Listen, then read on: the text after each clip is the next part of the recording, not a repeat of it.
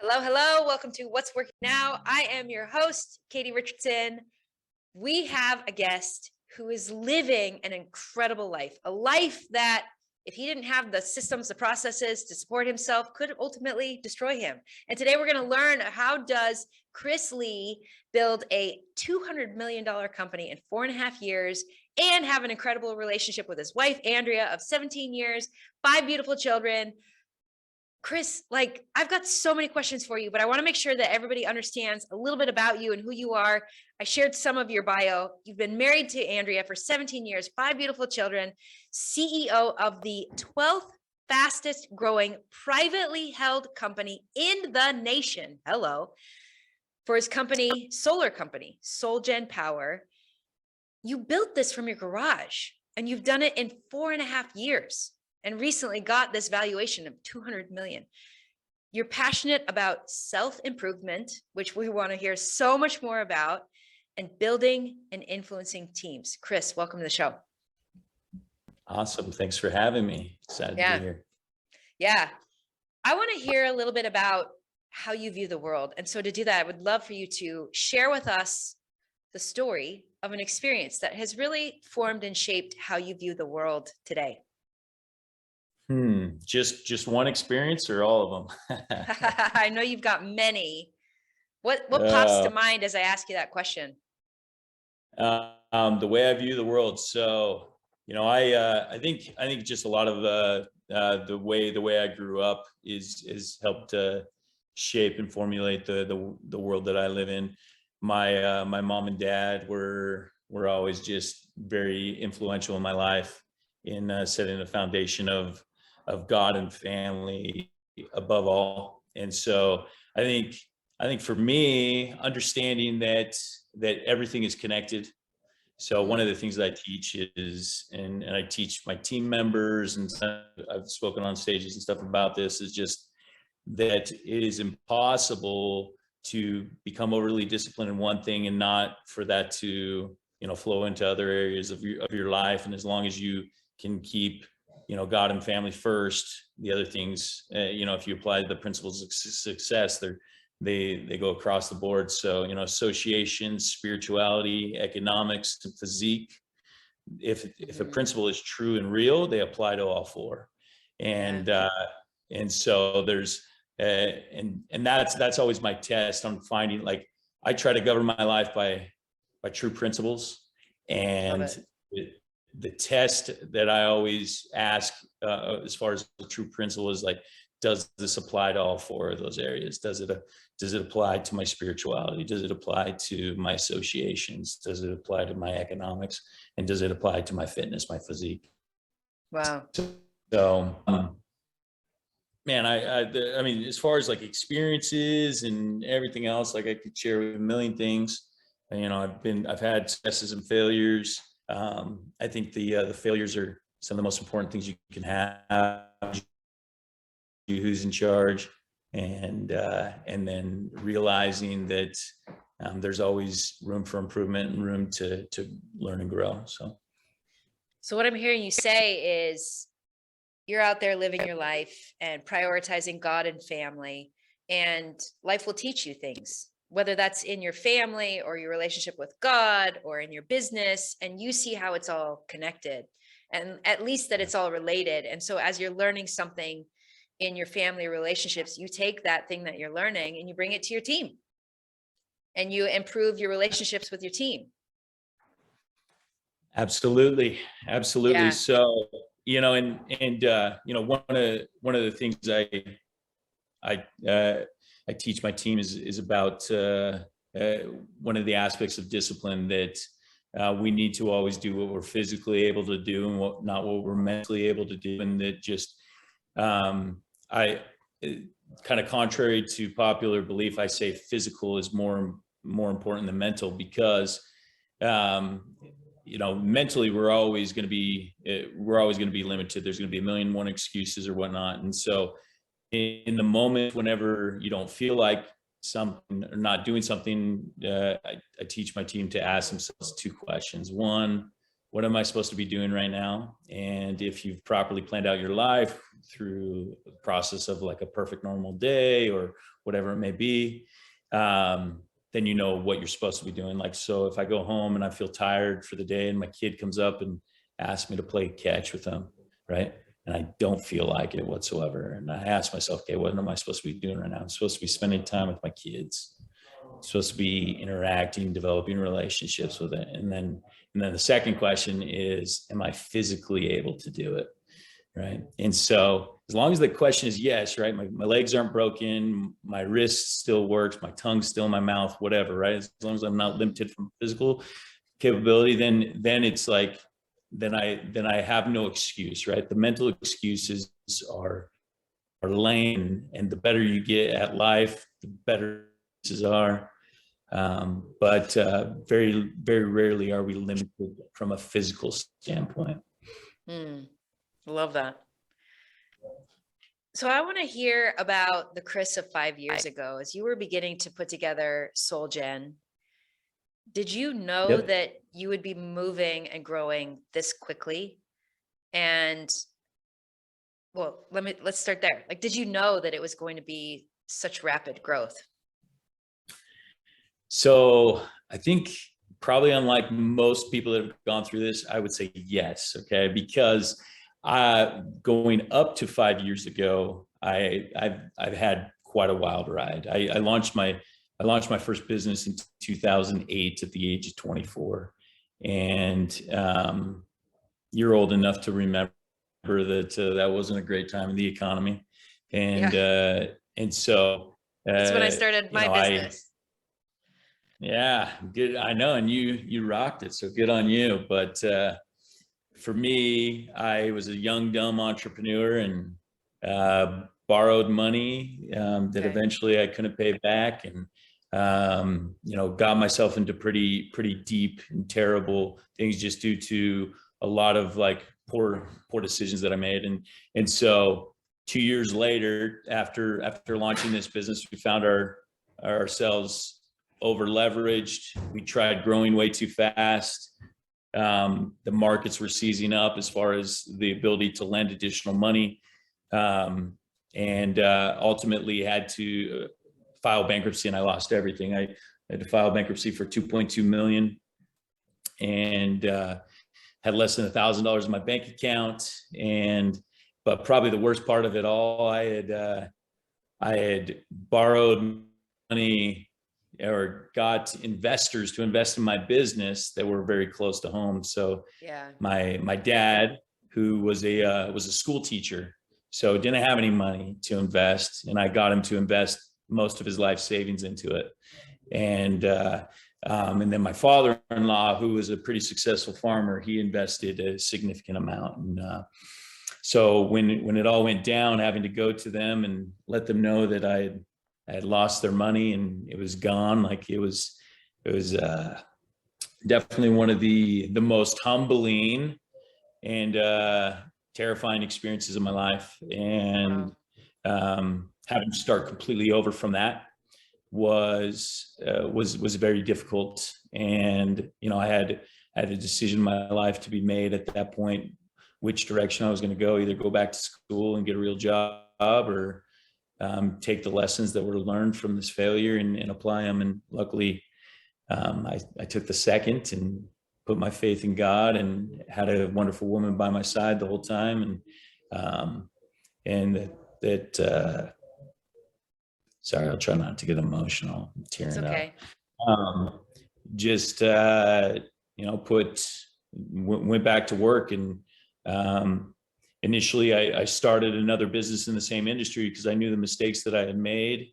And so I restarted another business, and I was scared of growth for a long time, just because the poor experience that I had in losing everything. And so, like, no debt, no like very limited growth, handful of employees. That's how I operated for a couple of years, and owned and operated several different companies. I built up this business, sold it off. I started a search engine optimization company, sold it off. I did everything to make a dollar, flip houses, buy wrecked cars, fix them, flip them, own cattle, bees, you name it. I was involved. I owned a coupon book business, a bunch of different things. So, got to a point where I just kind of got, so in 2012, I had a business on automation, my SEO company, and I was kind of bored with life. I had my bills paid and was living okay, and wasn't doing anything amazing. And so, and I wasn't scaling anything to big heights. And so I decided that I wanted to go back and work for a high growth business and basically go back and get educated, get paid to learn. Yeah. And so I spent the next 4 years between 2012 and 2016 working for other organizations. And with your other companies kind of automated and producing income in the background.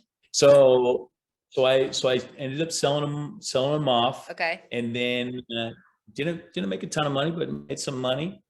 But then I was at the same time investing into real estate and kind of building my real estate portfolio.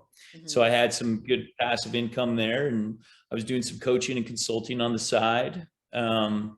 But I went to work for these organizations and with the pure intent to one, be able to prove that I could perform at a high level within a large organization. I was involved in sales mainly.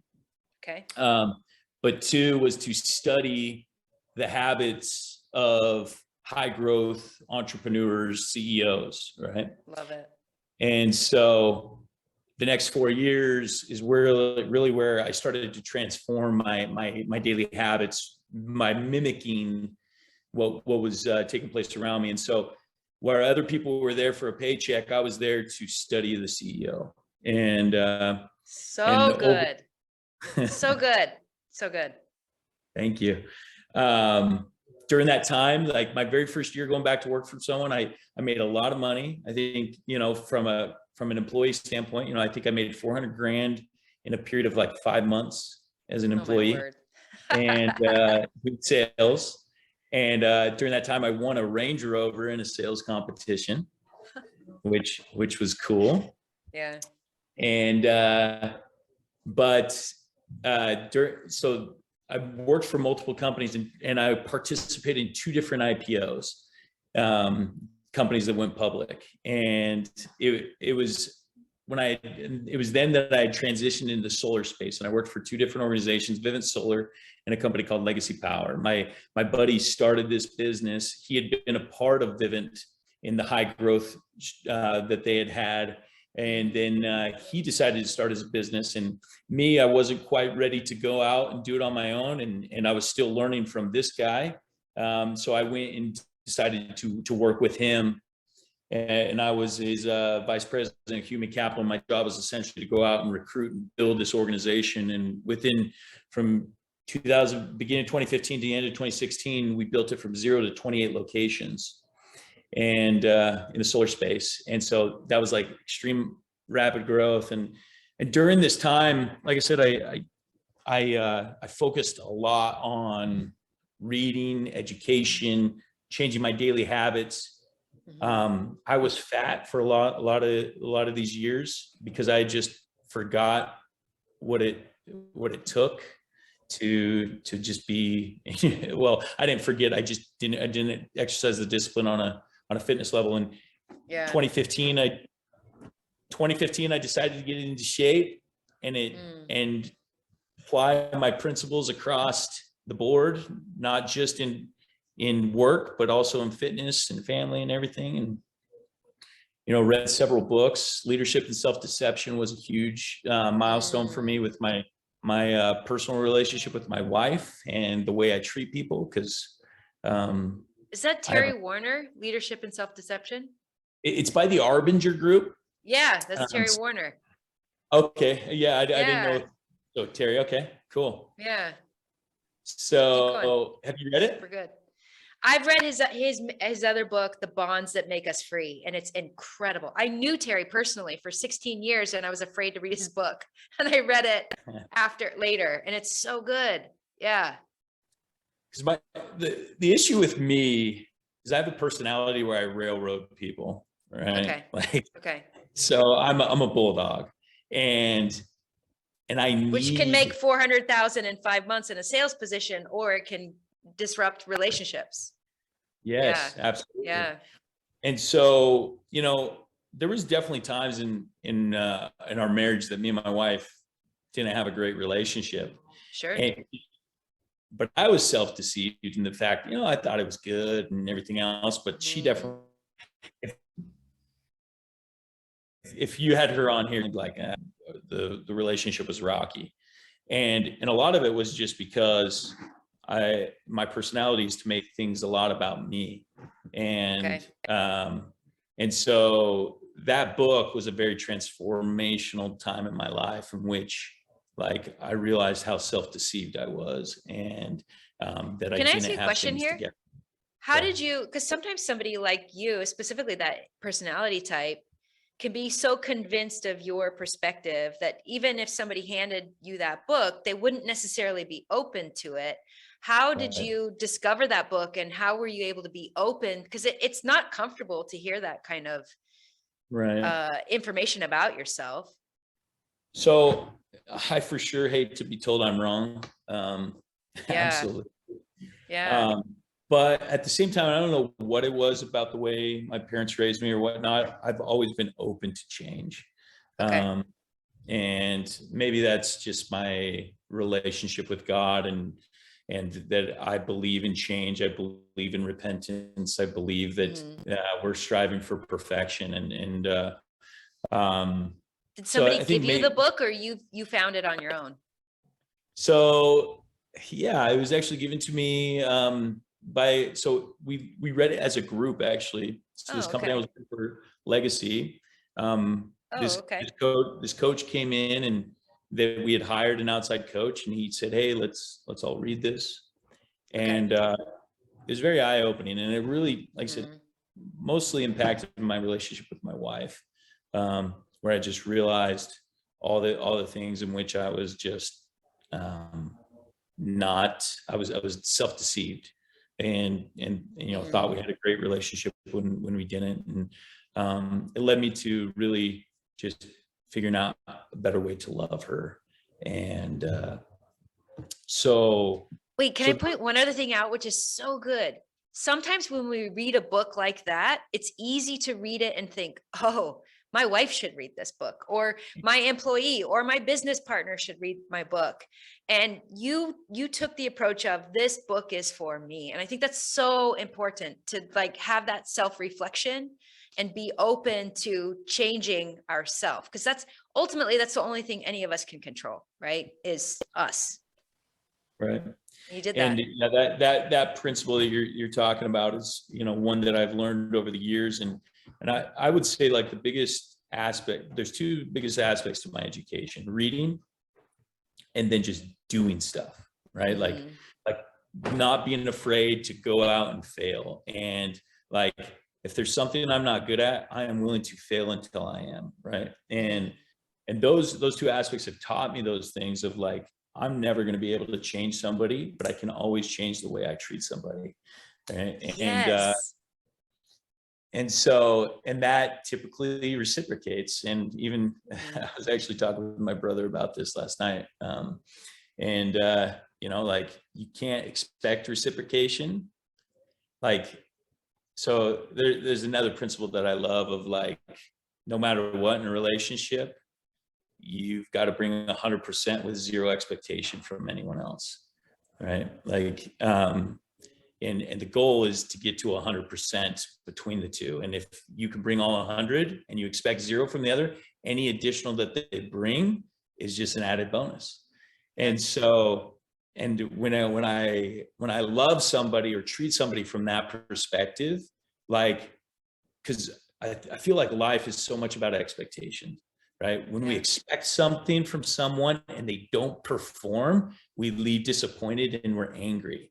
right? Mhm. And so for me, like with my wife or my employees or whatnot, if I just know that if I can just bring as much value as possible and don't expect anything in return, don't expect any value, anything that they bring is going to be enough. And so even if it's nothing, and it's just a happier way to live is what I found. So good. So good.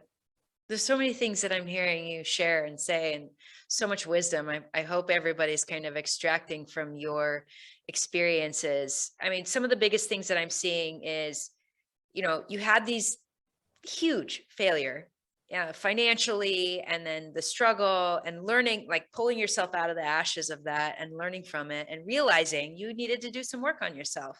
And so you went and sought out opportunities where you could develop skill sets and observe specifically CEOs of high growth businesses. And you wanted to observe their habits so that you could embody and learn and develop similar habits so that you one day could go back to that place of high growth, but in a way where you can sustain it. And Chris, before we got on and I saw that you're at a $200 million valuation at 4.5 years, I was like, there are habits and practices that this man is implementing, because to be married for 17 years, have 5 kids, and have this high growth business, to me, like that means you have to be developing yourself in a significant way so that you can sustain that growth. Because I've watched it myself personally, and people that I love, it can destroy you if you are not developing the habits, the systems, the processes to sustain that high level of growth. So can you get a little? Because the reality is if I had experienced this level of success in 4.5 years between 2008 and 2012, Yeah. I'd be in a completely different position right now in a bad Yes. way. I wasn't ready for the level of success that we've had recently. I hadn't become the person that I needed to become. Yes. That's the key right there. So good. Yeah. And Yeah. the reality is I'm not there yet either, right? Like Sure. it's a constant There's no finish effort. line. Yeah, absolutely. And so, and there's just so many of the principles that we took from these other organizations and my life experiences and education that we applied day one within Solgen, right? And Okay. one of my favorite things that I learned from these other organizations is just the power of culture, and how culture like drives everything. Culture drives the way our kids act, right? Within our home, the culture we've created as a family, right? You may do a phenomenal job telling your kids what to do and teaching them, but if you haven't created a great culture, then it's going to mean nothing. Or you can do a terrible job at like teaching them and whatnot, but you've created a great culture and they're going to be great kids, right? Like, because like the general feeling and interactions that we have as human beings is more important than anything that we claim to do or that we say, right? And so like building a culture has got to be by design and not by default. And I learned this from this the same guy that shared the book. Leadership and Self-Deception with me. He taught me the principle of building culture by design, and so that like everything you do has to be on purpose. Otherwise, it's just going to be by default, and you're just going to end up with what you end up with. And so, when we started Solgen out of my garage, day one, I saw exactly where we're at today. I don't know why I'm getting more emotional about this than anything, but like we created like a 5-year plan of like what it would look like from an organization and how we were going to build like this phenomenal culture and how we were going to treat our employees and the focus of self-improvement and creating like better contributors to society and how we were going to pay our people and how we were going to treat people and just all these different things. And so when you ask, this is a very long answer to your question of, did you imagine this 4.5 years ago, or did you know what this was going to look like 4.5 years ago? The answer is yes. Yes. Wow. So inspiring, Chris.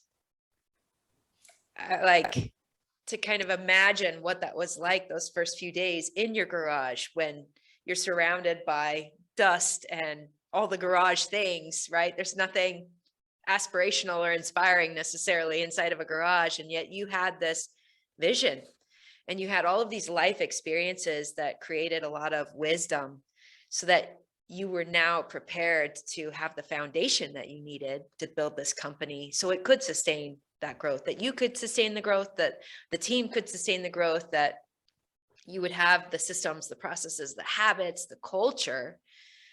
There's so much wisdom in this. I was just talking to Tom Shipley yesterday, who has done 2 billion direct to consumer. And he was saying the same thing, Chris, culture. Like that's been so foundational and critical to the success of all of his companies. And, not that long ago, culture became such a buzzword. And it would be easy to create some, I don't know, arbitrary culture that's just meaningless. And, you've done a very beautiful job of demonstrating to us your values and the value of God and family. And you've taken those values and you have literally infused that into your culture, and your team matters to you, and how they get compensated matters to you. And you show that through your actions, which is another thing that you've called out a lot. Like action matters, like it's everything.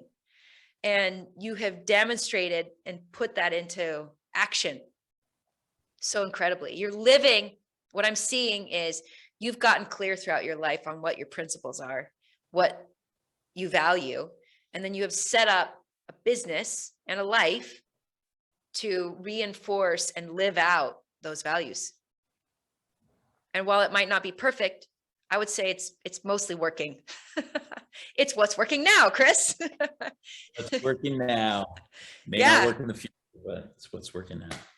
Well, it is. And like, this is what this show is all about. I really want to understand the principles and how, because like you, I'm always looking for the principles. I believe strongly in true principles. And if we can understand the application of true principles and apply them in our life, that we can have long lasting success. And like you, I don't compartmentalize life. So that's long lasting success in our faith, in our family, in our business. And you've done an incredible job of showing us how you have done that throughout your life, both through trial and error, right? And it's never been perfect. And making this observation of true principles, how they work, and really observing and noticing them. And you have this, I would call it powerful humility. You're not perfect. And so this willingness to be teachable, coachable, whether that's from a book, whether that's from God, whether that's from a mentor or a CEO, and making those changes and those improvements in your life. And I hope everybody who's listening right now is like feverishly taking notes on all of the wisdom that you have shared in your story, in your experience. And I really appreciate you being so vulnerable. What I was feeling in that moment when you were talking about the garage, like it's one thing to have a vision of what's possible and to do the hard work and push against the resistance and overcome the doubt and fear. It's a beautiful moment to be there and to look back and be like, it worked. I did it. Yeah. It's it is. And you're just, as you're speaking, it's just bringing back like so many different memories of like the different things and actions that we've taken over the last few years, and what's worked, what's the different coaches and conferences that I've attended and mentors that I've learned from. I've sat down with good friends like Alex Ramosi. I've learned a ton from him.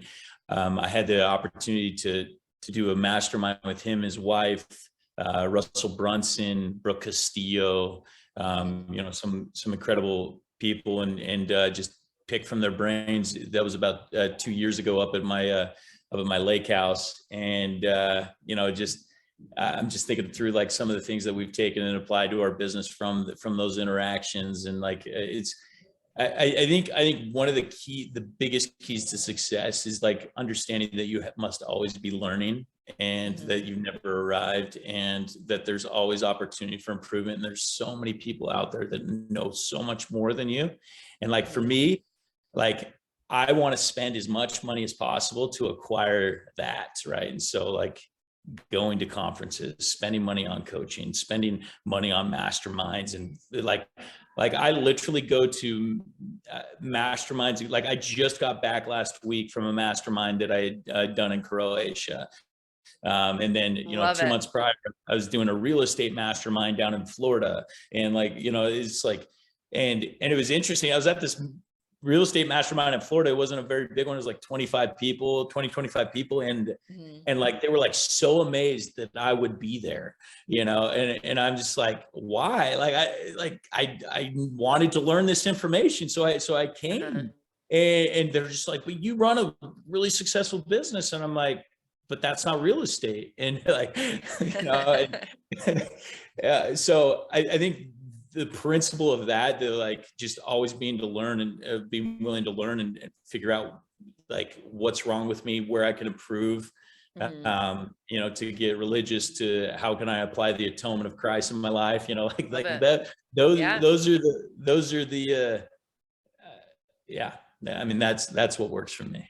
So good. So good. Chris, this has been absolutely amazing. And I love everything that you're sharing with us and how you're demonstrating through your life, through your story, through your experience. And I'm seeing like the actions that you're taking. And then you've also done a really incredible job of helping us see the thoughts that you have, the questions that you're asking yourself. And I want everyone to pay attention to that, because it influences the actions that you then take, is that conversation that's going on in your head and how you frame things. And so can I ask you a few kind of rapid fire questions here at the end? Absolutely. What is something that you do consistently every day? I have a morning routine. So 3 days a week I wake up at 5, and 2 days a week I wake up at 4. And during the week I sleep in till 7 o'clock on Saturday, and I sleep until 7:30 on Sunday. So during the week I wake up, immediately head to the gym. I spend typically an hour lifting weights and 30 minutes doing an elliptical exercise.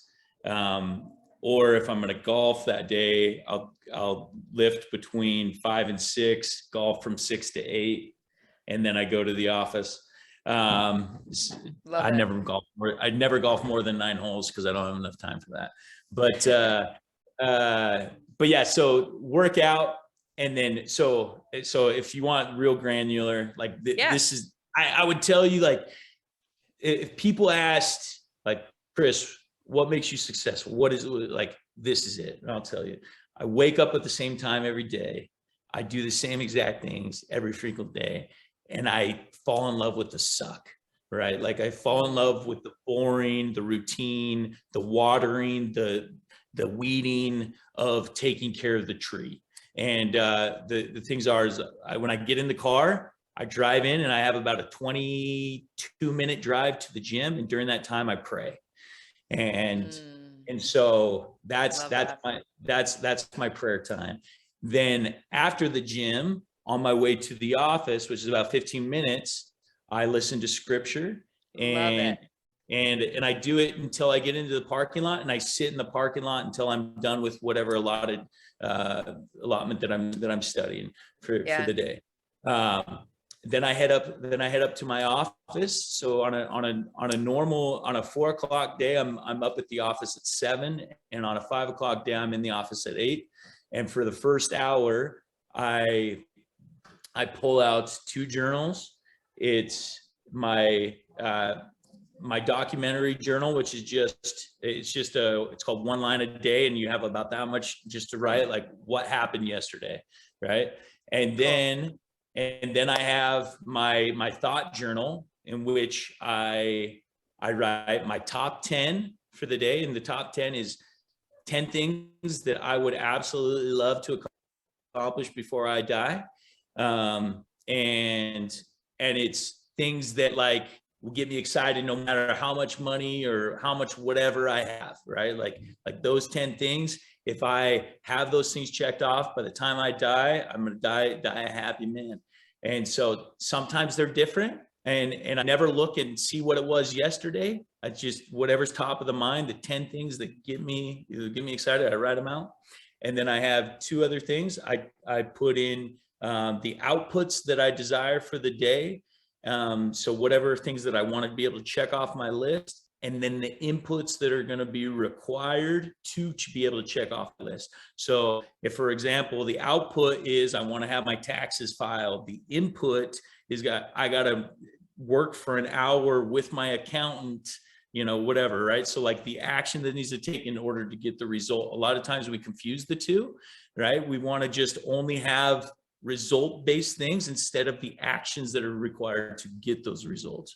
And so inputs and outputs, so I do those I try to do them every single day. Sometimes I fail. Sometimes I get drug into a meeting early or whatever, but like those things, as I focus on that, like the rest of my day goes incredible. And usually after I do my journaling, I have anywhere from 20 to 30 minutes to listen to a book. I like to listen. I have a bunch of books on my shelf, but I like to listen for the most part.